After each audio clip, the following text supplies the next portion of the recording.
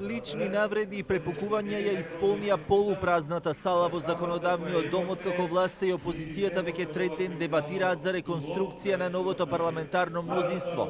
Иако седницата почна без присуство на премиерот кој доцнеше, пратениците од опозицијската партија побараа негово присуство да ги соочат аргументите за и против, а во меѓувреме си реплицираат со своите неколкумина колеги од власта додека салата да се поднаполни, но сепак не во целост.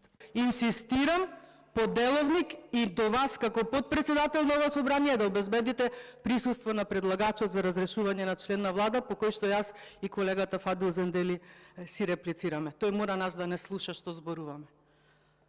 Ви тече времето, повелете. Тогаш вратете на 3 минути и јавноста нека суди како се плашите од она што ние сакаме да ви го кажеме.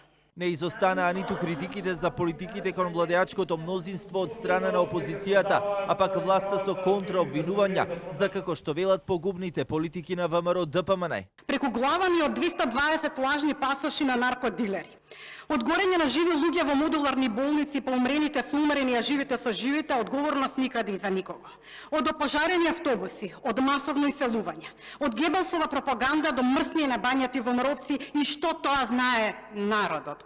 Вие лажете, манипулирате, не пропуштате ниту една шанса да ги брцнете рацете во медот. Расправата за разрешување на министрите и замениците на алтернатива веќе трет ден трае во законодавниот дом и истата не е ограничена, а интересот на пратениците од парламентарното мнозинство да се вклучат во дебатата е се помал. Најголем дел од говорите и репликите се токму на пратеничката група на ВМРО ДПМН, кои од време на време се реплицираат и самите на себе.